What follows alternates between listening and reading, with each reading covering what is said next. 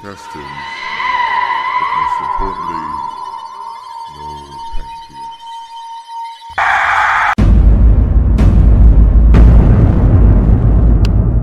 Hai kamu, apa kabar? Pasti baik-baik aja kan? Kenalin, aku Elprana. Coba kamu tulis di kolom komentar sekarang ya, siapa namamu dan sudah kelas berapa? Kalau aku sudah kelas 5 teman-teman. Biasanya setiap orang yang bersekolah memulai pendidikannya dari bangku taman kanak-kanak, sebuah tahapan prasekolah untuk mempelajari hal-hal dasar kebutuhan seperti menghitung, membaca, menggambar, dan lain sebagainya. Tapi apa nih yang akan terjadi kalau TK yang seharusnya berisi kegiatan menyenangkan malahan berakhir dengan tragedi mengerikan? Konsep ini diangkat oleh Euphoric Brother dalam bentuk game horror puzzle interaktif berjudul Garten of Banban. Elprana pernah membahas alur cerita lengkapnya di video beberapa minggu lalu. Tap tombol di atas ya untuk nonton videonya. Karena baru saja rilis chapter ketiganya, aku akan fokus menunjukkan penjelasan terlengkap dari setiap alur cerita game Garten of Banban ketiga ini. Aku butuh kamu untuk menuliskan setiap teori versi kamu di kolom komentar ya, kita diskusi bareng. Dan seperti biasanya, sebelum aku mulai pembahasan ini, ayo dong like video ini sekarang juga. Kalau kamu sudah like, komen, aku sudah like. Semua bermula pada sebuah taman kanak-kanak favorit di tengah kota. Taman kanak-kanak ini dijuluki sebagai Garten of Banban, yang adalah TK paling elit di seluruh penjuru kota. Banyak orang tua yang ingin menyekolahkan anak mereka ke sini karena sistem pendidikannya. Mereka berfokus dalam melatih kemampuan motorik anak didiknya menggunakan pembelajaran interaktif bersama maskot-maskot TK yang menyenangkan. Ketua yayasan TK tersebut berinisiatif untuk menghidupkan maskot-maskot mereka agar terlihat lebih atraktif. Dengan begini akan lebih banyak orang tua yang akan mendaftarkan anaknya ke TK mereka. Untuk itu, yayasan TK menggunakan jasa Profesor Atman dan rekan-rekan penelitiannya agar dapat menghidupkan maskot TK Garten of Banban. Kebetulan juga Profesor Atman memerlukan donatur untuk membiayai penelitiannya terkait zat langka berbahaya bernama gifanium. Dari transaksi inilah proses kerjasama antara yayasan TK dan Profesor Atman terjalin. Mereka bahkan membuatkan Profesor Atman sebuah fasilitas bawah tanah tepat di basement TK untuk mendukung penelitian menghidupkan maskot Garten of Banban tersebut. Dalam perjanjiannya, yayasan mengharuskan Profesor Atman menyelesaikan semua maskot tersebut tepat di hari persahabatan. Itu adalah hari penting TK Garten of Banban untuk merilis maskot-maskot mereka yang berhasil dihidupkan. Namun naas, hari persahabatan itu berakhir tragedi. Para maskot itu mengamuk dan menculik anak-anak beserta staf pengajar ke ruang bawah tanah TK, tersembunyi dalam bayang-bayang TK yang elit, gelap, sunyi, dan juga mencekam. Untuk itulah kita sebagai pemain alias sang orang tua murid berupaya masuk ke dalam TK tersebut, menyelidiki setiap petunjuk yang ada dan terjun ke dalam fasilitas bawah tanah agar dapat menyelamatkan anak kita. Semua kisah ini terangkum jelas dalam video rahasia Garten of Banban kedua teman-teman. Aku sarankan kamu tap tombol di atas untuk nonton videonya dulu ya. Di akhir permainan chapter kedua kemarin, kita bertemu dengan Banban yang berkata kalau ada seorang teman yang mengetahui lokasi murid-murid TK. Kita diminta untuk terus pergi ke bawah fasilitas agar dapat bertemu dengan teman yang dimaksud itu. Seusai turun menuju fasilitas terbawah, permainan pun berlanjut ke chapter ketiga. Di fasilitas ini kita akan mengeksplorasi total 4 sektor. Ada ground, aquatic, medical, dan juga progressive sektor. Permainan awal dimulai di ground sektor, sebuah auditorium tunggu dengan segudang informasi. Pada ruang komunikasi terdapat sebuah surat yang ditinggalkan oleh seseorang. Dari apa yang ku ketahui, orang ini adalah salah satu pekerja kebersihan di fasilitas tersebut. Dia kaget setelah mengetahui fakta bahwa semua orang menghilang mendadak seusai dia keluar dari membersihkan barang-barang pekerjaan. Dia melihat ada sosok burung yang besar berkeliaran serta makhluk pendek berwarna ungu. Mungkinkah itu Kapten Fiddles dan juga Opi Laber? Dia juga berpesan kalau merasa ajal sudah mendekatinya. Wah, serem banget. Semoga orang ini nggak kenapa-napa ya. Lalu tiba-tiba saja speaker berbunyi. Ban-ban kembali bersikap seolah memihak kita dan membantu untuk mengarahkan tujuan permainan berikutnya. Kita diminta untuk mencari cara agar dapat pergi ke aquatic sector untuk bertemu teman yang dia maksud pada chapter sebelumnya. Setelah kita berhasil mengoperasikan drone milik kita, pemain dapat memasuki ruang kafeteria yang besar. Nampak ada gambar coretan anak-anak di lantai dan sebuah pesan bahwa Claire pernah di sini. Ruang kafeteria ini merupakan sebuah indikasi kalau anak-anak masih selamat dan sempat diungsikan di kafeteria fasilitas tersebut. Terlihat juga di dinding tampilan maskot-maskot baru yang belum pernah kita lihat sebelumnya. Ada Napnalina dan juga Queen Boncelia.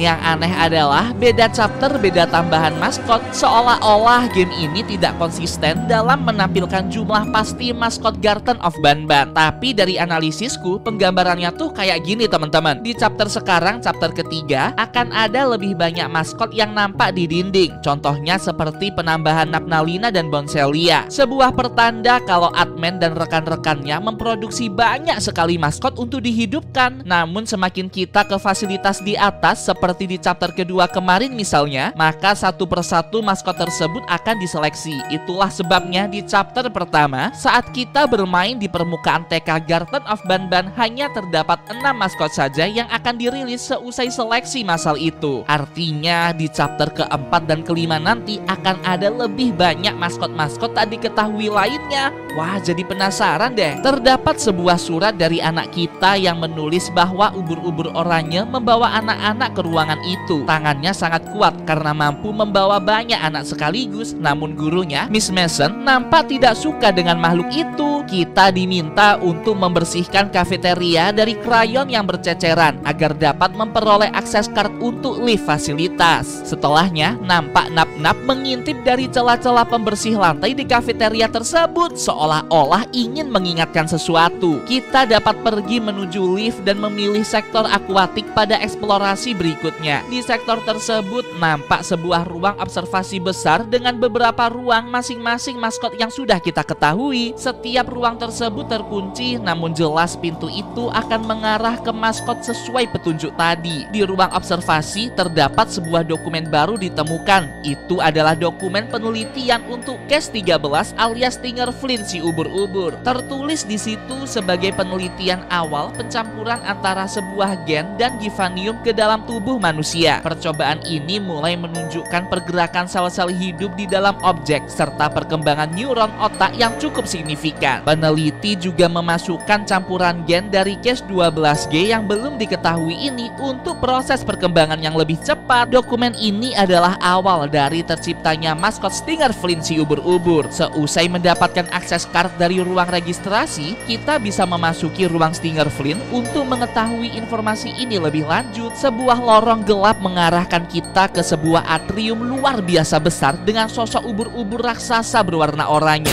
Gila, gede banget. Nampak beberapa bagian tentakel bercahaya menandakan bahwa makhluk ini masih bernafas. Kita akan dikejutkan dengan sosok Stinger Flynn ini membuka matanya. Dia memberikan beberapa poin penting untuk dipertimbangkan. Pertama, dia tahu kalau kita sedang bersusah payah menyelamatkan anak kita. Kedua, Stinger Flynn memastikan kalau kita tidak akan bisa membawa anak kita kembali ke permukaan. Dan yang ketiga, kita diminta untuk segera pergi dari fasilitas itu, melupakan semua yang terjadi dan meninggalkan anak-anak kita di bawah sana. Dalam tahap ini, Stinger Flynn akan membuat kita tidak sadar dan menunjukkan masa lalu dari Stinger Flynn. Nampak ada sebuah pantai dengan sosok Solvius raksasa berdiri di tengah lautan. Dalam adegan ini, Elprana bisa mengetahui masa lalu Stinger Flynn yang adalah seekor ubur-ubur, hewan tanpa tulang yang berenang di lautan lepas, memakan udang-udang dengan bebas dan lalu ditangkap oleh para peneliti masuk ke dalam fasilitas bawah tanah yang gelap dan dingin. Dia mengaku melewati berbagai macam proses percobaan yang menyakitkan dan berakhir seperti sekarang ini.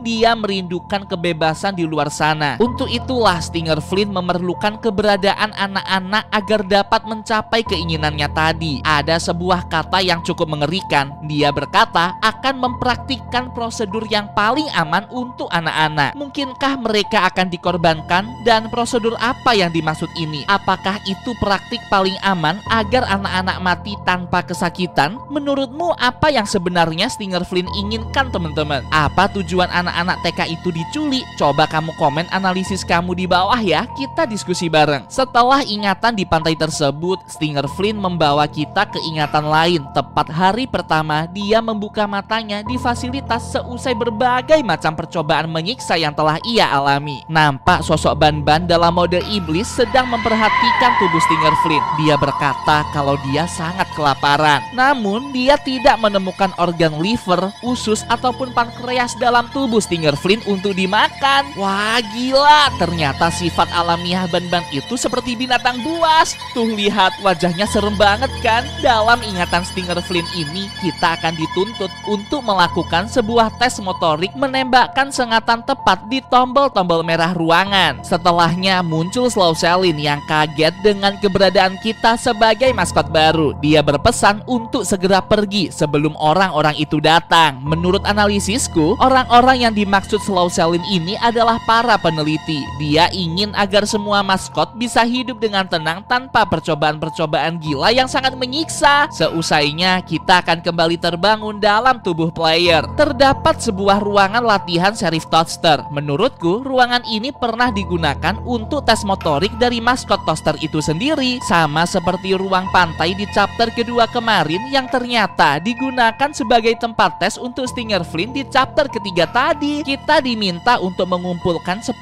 ember yang dianalogikan sebagai pencuri, lalu melewati cahaya-cahaya nada agar dapat membuka gerbang berikutnya. Ada juga sebuah dokumen penelitian yang tertinggal di meja. Itu adalah dokumen penelitian case 6 alias si Ban-Ban. Di situ tertulis jelas bahwa Ban-Ban sempat berada dalam status tak sadarkan diri seusai bertindak agresif dan menyerang pekerja fasilitas. Dia dikurung dalam ruang solitary dan sepanjang hari Ban-Ban bergumam tentang Givanium, Waverly, Pankreas dan juga Atman. Sepertinya ini mengarah ke sosok Ban-Ban setelah berbagai macam percobaan yang sudah ia alami. Di tempat yang sama kita juga akan memperoleh dokumen penelitian lainnya, yakni case 13 si ubur-ubur Stinger Flynn. Dalam dokumen ini tertulis bahwa gen manusia juga disuntikkan kepada objek case 13 agar dia dapat memiliki pikiran selayaknya manusia. Perkembangan ini dinilai positif karena Stinger Flynn dapat berjabat tangan tanpa menyengat seperti seekor ubur-ubur, berbicara dengan lancar dan menunjukkan perubahan struktur tubuh yang semakin berkembang. Ini artinya Stinger Flynn juga sama seperti Ban-Ban dan Banbalina yang dapat berkomunikasi dengan manusia.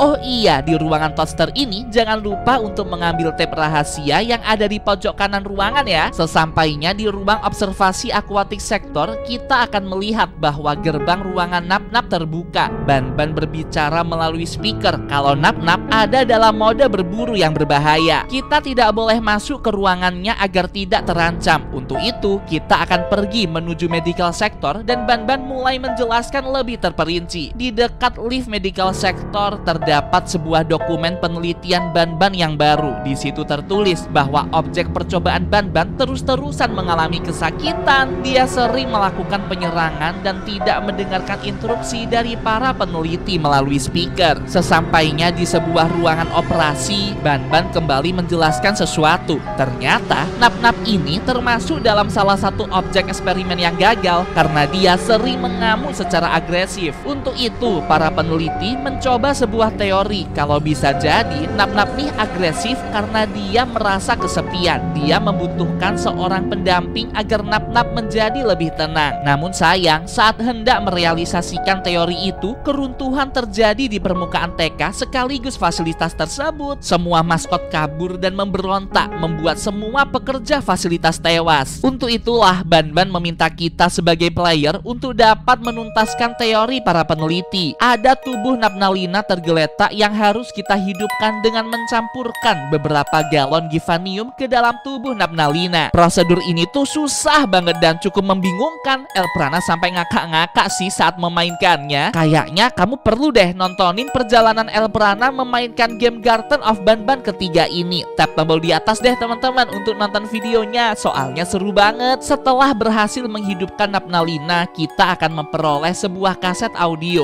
Pergilah menuju Aquatic Sector dan menyetel audio tersebut di dalam ruang observasi. Ternyata itu adalah audio yang mengundang Napnalina untuk bertemu dengan Nap-Nap agar keduanya bisa dikawinkan. Wah, keren. Kalau Nap-Nap hamil lalu punya anak, menurutmu nama anak mereka siapa ya? Coba dong kamu bantu komen, beri nama untuk anak Nap-Nap dan Napnalina. Sesaat mereka dikawinkan, goncangan besar pun terjadi secara misterius. Sepertinya itu adalah Stinger Flynn yang menyerang Banban di fasilitas lain. Kita harus pergi nih ke fasilitas tersebut melalui lift, tapi tiba-tiba muncul sosok Stinger Flynn yang menghadang. Dia marah karena kita tidak mendengarkan sarannya untuk segera pergi dari Garten of Banban. Dia lalu mengancam agar tidak melanjutkan aksi penyelamatan ini karena Stinger Flynn sudah berada di tahap akhir prosedurnya. Lalu tentakelnya kembali menyengat kesadaran kita ke dalam masa lalu Stinger Flynn. Nampak kita berada di dalam sebuah mobil bersama Banban, Opila, Flynn, dan juga Kapten Fiddle. Mereka sedang merencanakan perjalanan di sebuah padang gurun gersang. Namun jika kita melihat ke belakang, terlihat Nap-Nap ditinggal dan dibiarkan berlari mengikuti mereka. Ya ampun, jahat banget ya.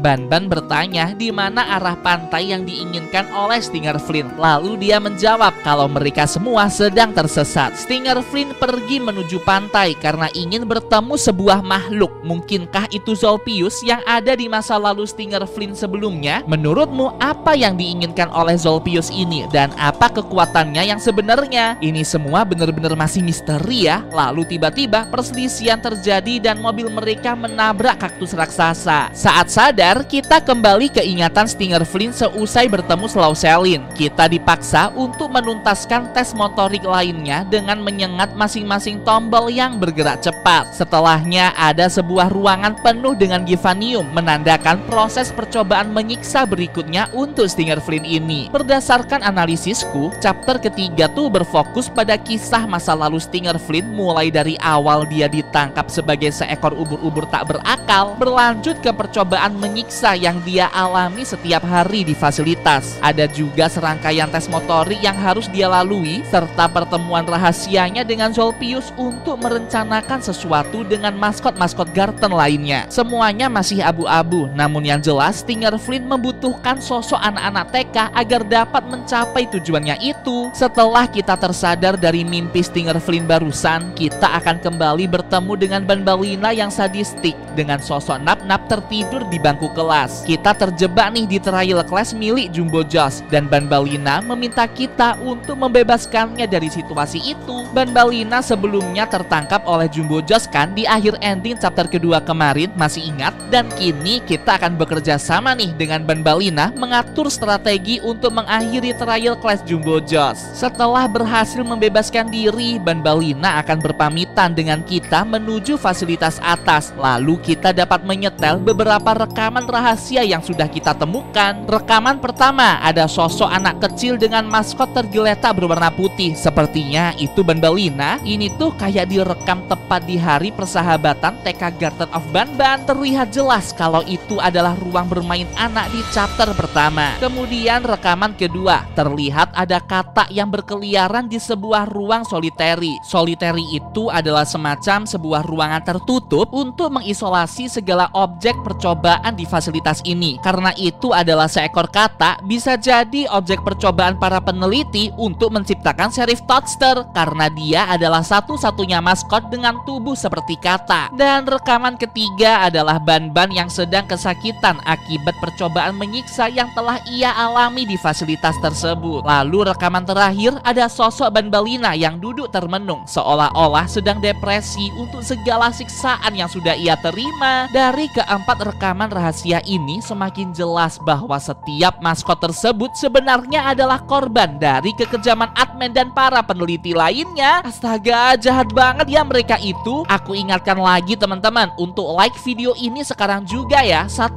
like sama dengan 1 bulan penjara untuk Profesor Admin. Yang sudah like komen, aku sudah like, dan kita akan lihat berapa lama admin akan dipenjara. Lihatnya dari jumlah like ya teman-teman ya. Yang tahu tulis di bawah. Selanjutnya, pemain dapat pergi ke sektor progresif untuk meneruskan eksplorasi. Di sektor tersebut, kita akan menemukan dokumen penelitian baru dari Case 13 alias Stinger Flynn. Tertulis jelas bahwa semenjak Stinger Flynn memperoleh donor gen manusia, dia mengalami rasa sakit luar biasa. Hal ini dikhawatirkan akan menjadi salah satu penyebab maskot ini mengamuk. Alhasil, untuk menghindari kejadian-kejadian tak terduga, pihak manajemen memutuskan tidak menggunakannya di hari persahabatan tiba. Oh, jadi ini penyebab Stinger Flynn tidak lolos seleksi. Karena kalau sebuah objek mengalami kesakitan luar biasa, memungkinkan mereka untuk melakukan tindakan agresif kepada manusia. Di dalam ruangan ini, kita diminta untuk memecahkan beberapa teka-teki berupa kode. Lalu gerbang terbuka dan terlihat ada sebuah kerangka besi yang dinamai Mr. Kebabs. Kita harus dapat menggerakkan Mr. Kebabs untuk melanjutkan eksplorasi, tapi dia harus dipakaikan semacam kostum agar bisa digerakkan. Untuk itulah kita akan pergi menuju lorong lain yang mengarah ke sebuah atrium super besar. Tepat di ujung atrium ada sosok monster kura-kura yang menghadang. Itu adalah salah satu eksperimen gagal Profesor Atman yang mengamuk dan menghancurkan fasilitas. Kombinasi antara Givanium dengan gen kura-kura dan bunglon yang mampu membunuh manusia seketika. Bagian ini sangat sulit karena kita harus menghindari serangan maskot tersebut sambil mengumpulkan roket misil agar dapat mengalahkannya. Tapi setelah kita berhasil mengalahkannya, kita akan memperoleh 2 topi ulang tahun serta sebuah dokumen baru lainnya. Dokumen ini berupa potongan kertas bergambar Zolpius dengan maskot yang baru saja kita kalahkan. Ada juga sosok maskot berwarna setengah ungu setengah hijau yang masih misterius. Setelah kita meletakkan topi ulang tahun ke atas tanduk Mr. Kebabs, dia akan bersuara sambil bergerak maju. Kalau dari yang ku dengar, suaranya tuh mirip seperti Ban-Ban yang sering menyebut pankreasmu adalah milikku. Apakah jangan-jangan Mr. Kebabs ini adalah kerangka maskot Ban-Ban sebelum dia dihidupkan lagi?